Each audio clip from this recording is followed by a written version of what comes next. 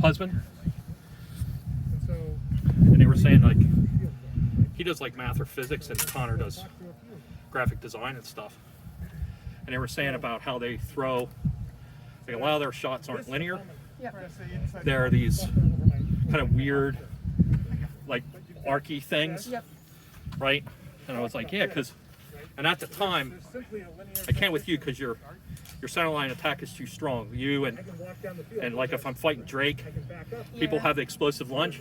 I gotta keep a sword on line compared to like sometimes with people I like to like float it.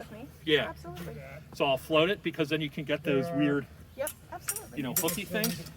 But I can't do that with like Just if they have a strong center line, it just doesn't work. like you, him, you know, Remy, like people like that, where I know they're fast on their feet, right? Loophole because he has a length, Yep. right? I Like, bet.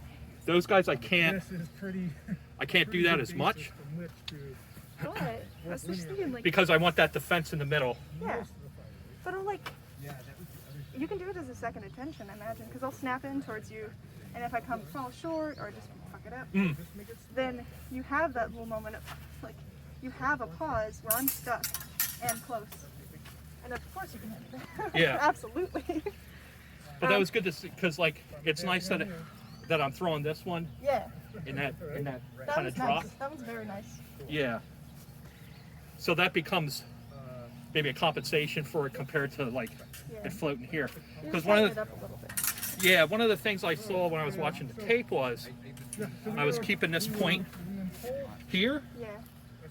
and when I was fighting you this time, I tried to keep them down more. And this one here, I kind of had like, it's like, well, I want to keep it at least within the zone of your body, Here's and not gonna like be pointing so at the deck. hard to parry. Yeah, so I want to keep this one just up a little bit more. So I was a little sloppy with my position. So with that left hand, you keep it low, and I feel like usually when you hit me, you roll, you snap up as a hook. Yeah, because what's usually happening is this Oh, is that one. That's it's good. rotating I like that. because I'm rotating this way. Yep. I was picturing the outside hook, but maybe I'm just mixing stuff up. Well, what happens is people will step in that direction, Yeah, and I'll that's great. rotate that. Just follow it. Yeah, because in that stance, right? Right. So,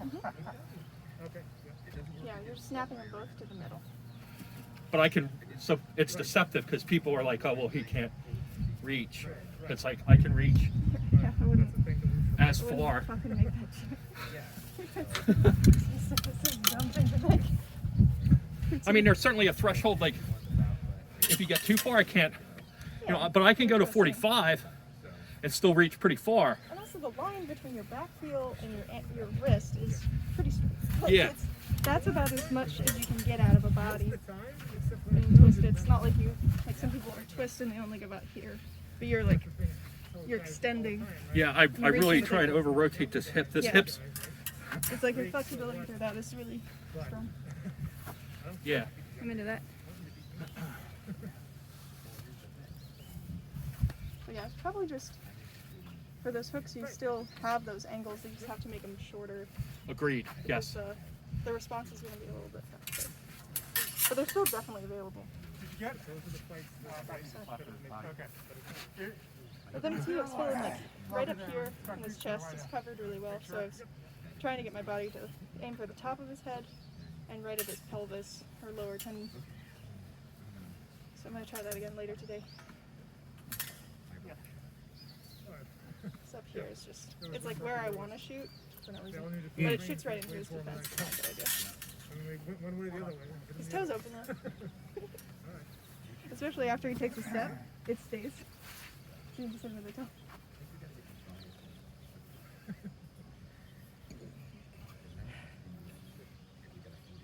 His parents So- are on though. At some point, once I got everything kind of back in tune again, and I already was to some degree. But I was watching this video from this guy, John Donaher, and he's a jiu-jitsu coach. no-gi jiu-jitsu out of New York. And he has like a whole set of guys that are called Donovan Death Squad. And they're like some of the top guys in no-gi jiu-jitsu, right? So he's talking about the jiu-jitsu and why it's effective as a fighting art, like one-on-one fighting art. And the first principle, he had like these 4 principles about it. He was talking to Joe Rogan about this, and he has it on other videos as well. But anyway, the first one he goes, you know, why does jiu-jitsu want to take people off their feet? You know, Rogan's like, well, you know, you're vulnerable on the ground, this, that, and the other thing, and Danaher's like, yeah. He said, but the main thing is when you're off your feet, you're not kinetic. Yeah. You can't be explosive. You can't throw back. You can't do anything. Right. You've limited. You've taken away that randomness of the explosiveness. Who's done talking?